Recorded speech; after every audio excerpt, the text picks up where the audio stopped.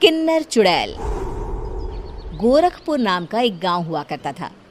उस गांव में ज्यादा लोग नहीं रहते थे। उस गांव में एक गर्भवती विधवा औरत रहती थी। उस औरत का नाम कमला था। कमला अपने घर में अकेली रहती थी।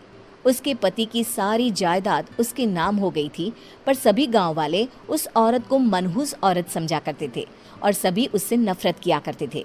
एक बार कमला राशन की दुकान पर खाने का सामान खरीदने जाती है। भैया जी, जरा 1 किलो दाल चावल देना। अरे हाय हाय हाय हाय हाय हाय! अरे मनहूस औरत, मेरी दुकान में अपशुगन करवाने आ गई क्या?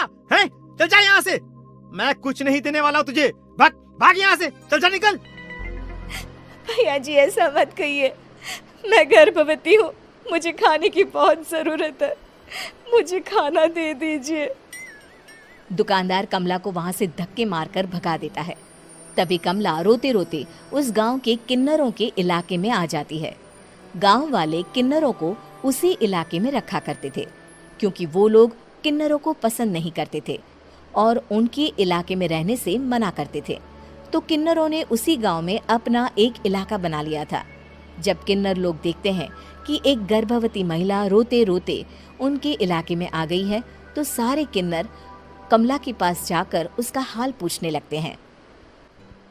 क्या हुआ बहन, तुम्हारी गर्भवती अवस्था में इतनी बुरी हालत कैसे? तुम रो क्यों रही हो? तुम डरो मत, हम तुम्हें कोई नुकसान नहीं पहुंचाएंगे। तुम शांत होकर सब बताओ कि हुआ क्या है। मैं कमला हूँ। मैं गांव के दूसरे इलाके से आई हूँ। 2 महीने पहले ही मेरे पति की मौत हुई है।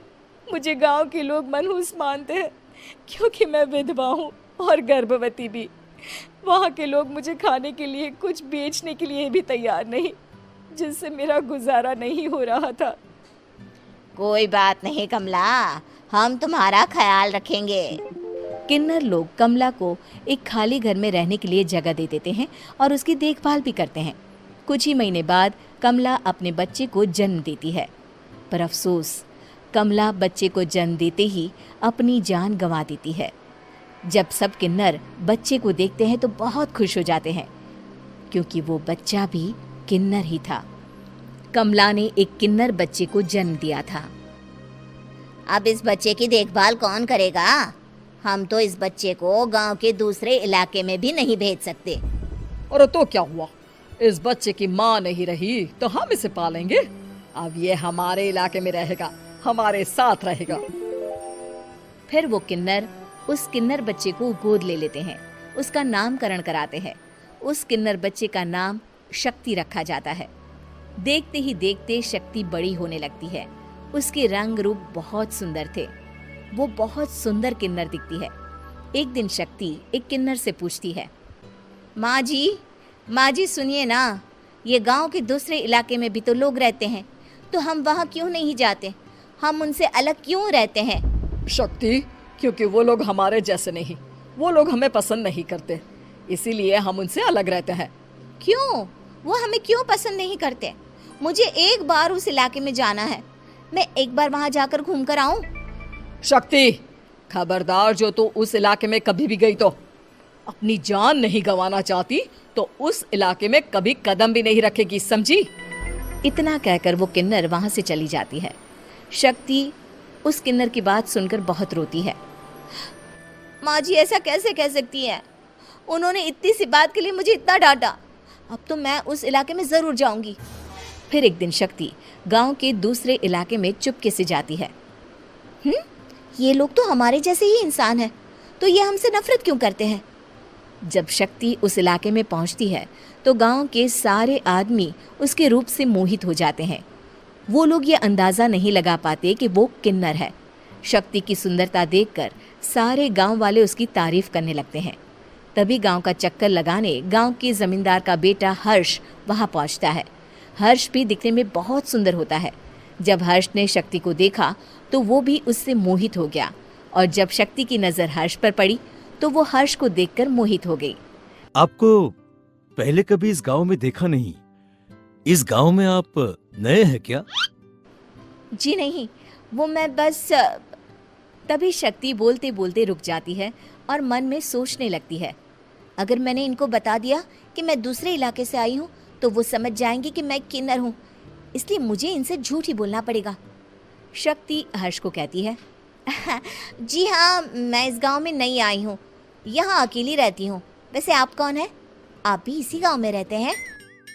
जी हाँ, मैं इस गांव के जमींदार का बेटा हूँ। आपको किसी भी चीज की जरूरत पड़े तो आप मुझे बता देना, मुझे अच्छा लगेगा। ऐसे ही शक्ति और हर्ष एक दूसरे से रोज मिलने लगते। वो दोनों अपने प्यार का इजहार करने एक दूसरे से मिलने जाते हैं। तभी शक्ति का पीछा करते करते एक किन्नर वहां आ जाती है। शक्ति, शक्ति, मैं तुमसे बहुत प्यार करता हूँ। मैं तुमसे शादी करना चाहता हूँ। क्या तुम मुझसे शादी करोगी? हाँ हर्ष, मैं तुमसे शादी करूँगी, पर मैं तुमको अपने बारे में एक सच्चाई बताना चाहती हूँ जो मैंने तुमसे छुपा कर रखी है। तभी उनके बीच में ही वो किन्नर आ जाती है। शक्ति, तेरी हिम्मत कैसे हुई ऐसा करने की? वो किन्नर शक्ति को खींचकर गांव के जमींदार के पास ले जाती है। हर्ष भी वहां शक्ति को बचाने के लिए पहुंच जाता है। जमींदार शक्ति और हर्ष के प्यार के बारे में सुनकर गुस्से में आ जाता है और शक्ति को गांव के बाहर निकालने की सजा देता है। शक्ति ये बात सहन नहीं कर पाती और कुएं में कूदकर अपनी जान दे देती है। जमींदार हर्ष की शादी गांव की एक लड़की से करवा देता है, पर हर्ष इस शादी से खुश नहीं होता। शक्ति अपना बदला लेने के लिए मरने के बाद किन्नर चुड़ैल बन जाती है। अब मैं इन गाँव वालों को नहीं छोड़ूंगी, अब इनसे मैं अपने प्यार का बदला लूंगी। किन्नर चुड़ैल गांव वालों को परेशान करना शुरू कर देती है। एक बार वो रात को गांव के खेतों में पहुंच जाती है और वहां आग लगा देती है। सारी फसल जल के राख हो जाती है। जब एक आदमी रात को उठकर देखता है कि खेत में आग लग गई है तो वो वहां पहुंच जाता है।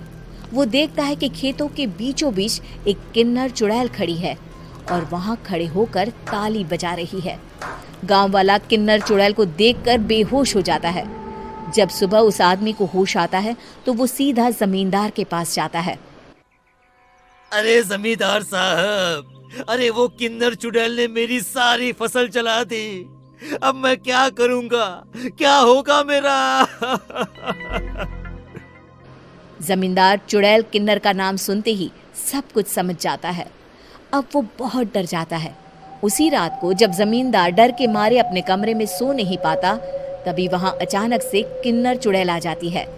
किन्नर चुड़ैल जोर जोर से जमींदार के आगे खड़ी होकर हंसने लगती है और ताली बजाने लगती है। जमींदार उस डरावनी किन्नर चुड़ैल को देखकर बहुत डर जाता है। तूने मेरे साथ बहुत बुरा किया, अब मैं तुझे जान से मार दूंगी। नहीं नहीं नहीं नहीं, नहीं। मुझे माफ कर दो, मुझे मत मारो। मैं कभी ऐसा दोबारा नहीं करूंगा। अब तुम जो बोलोगी वही मैं करूंगा। ठीक है, मैं चाहती हूँ कि किन्नर इलाका गांव के इलाके से जुड़े और गांव का कोई भी आदमी किन्नर समाज से द्वेष ना करे, उससे नफरत ना करे, नहीं तो मैं सारे गांव को मार दूंगी। और तुम गांव में एक नया कानून बनाओ कि अगर किसी ने भी किन्नर समाज को हानि पहुंचाने की कोशिश भी करी या इनसे भेदभाव करने की भी कोशिश करी तो उनको कड़ी से कड़ी सजा मिलेगी। हाँ हाँ हाँ हाँ, मैं ऐसा ही करूंगा। तुम जो बोलोगी वो मैं करूंगा, पर मुझे जाने दो प्लीज। तब वो किन्नर चुड़ैल वहां से चली जाती है। गांव का जमींदार किन्नर चुड़ैल का कहा मानते हुए दोनों इलाकों को एक कर देता है और नया कानून भी लागू कर देता है। तब से वहां किन्नर समाज और बाकी गांव वाले शांतिपूर्वक रहने लगते हैं।